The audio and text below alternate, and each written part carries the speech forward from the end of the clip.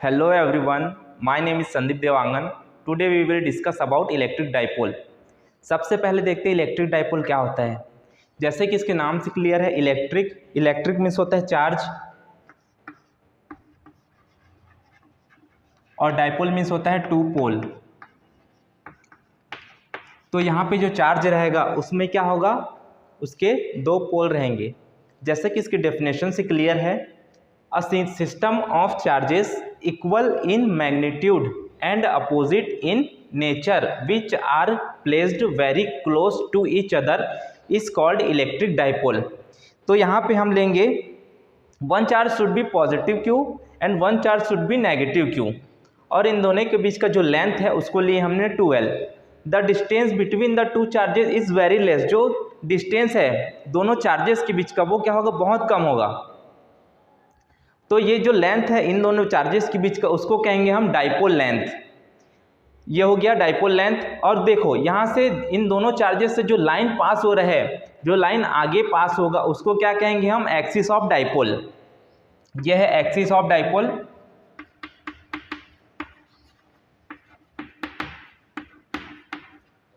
And this length is called dipole length.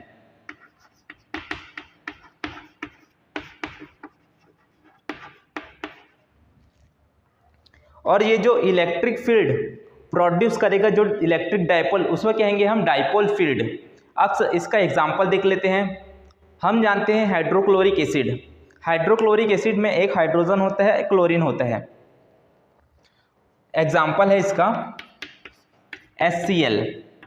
HCl में जो hydrogen है वो एक इलेक्ट्रॉन क्लोरीन को दे देगा और क्लोरीन हो जाएगा Cl माइनस और हाइड्रोजन हो जाएगा प्लस।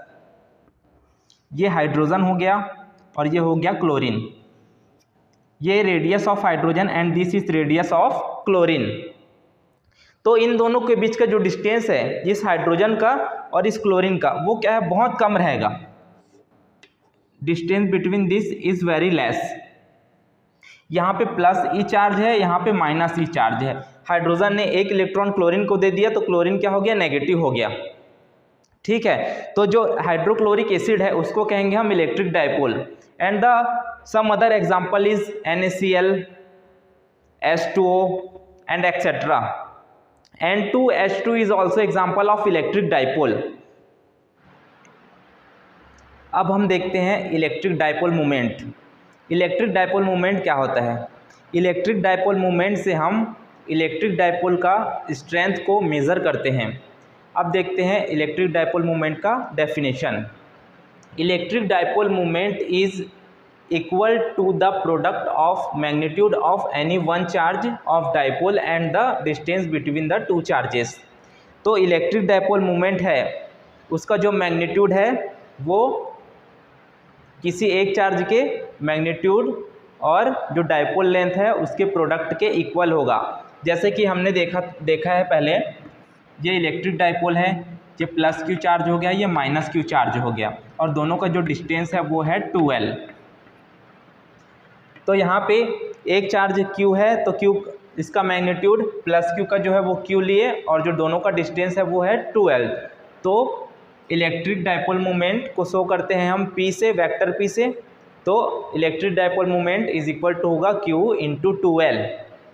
इलेक्ट्रिक डाइपोल मोमेंट एक वेक्टर क्वांटिटी होता है जिसका डायरेक्शन माइनस चार्ज से प्लस चार्ज की ओर होता है, minus Q charge to plus Q charge. तो इलेक्ट्रिक डाइपोल मोमेंट होता है एक वेक्टर क्वांटिटी।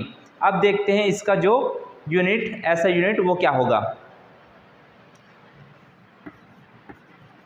तो इलेक्ट्रिक डाइपोल मोमेंट का यूनिट होगा, क्यू का जो यूनिट है वो क्या होता है, हमने पहले पढ़ा है। क्यू का जो यूनिट है वो होता है कूलाम, और जो डिस्टेंस का है एल के लिए हम यूज़ करेंगे मीटर। तो इसका जो ऐसा यूनिट है वो होगा कूलाम मीटर।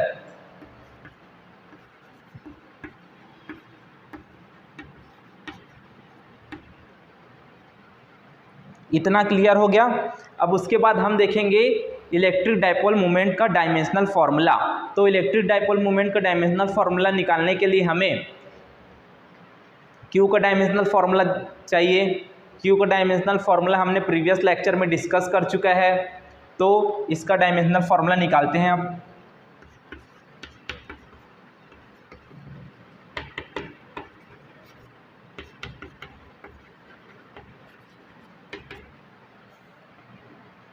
क्यू का जो डायमेंशनल फार्मूला है उसको हमने पहले डिस्कस कर चुका है, जिसको हमने क्यू का जो डायमेंशनल फार्मूला है उसको हमने करंट के फार्मूला से डिराइव कर चुका है पहले ही। अब क्यू का डायमेंशनल फार्मूला हमको पता है होता है AT, और यहाँ पे जो L है उसका हम लेंगे डायमेंशनल फार्मूला, L के लिए कैपिटल L यूज़ करते हैं।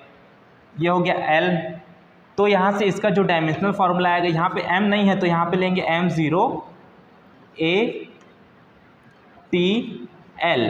तो ये जो इलेक्ट्रिक डायपोल मोमेंट का डायमेंशनल फार्मूला होगा M0 A × TL। क्लियर हो गया इतना?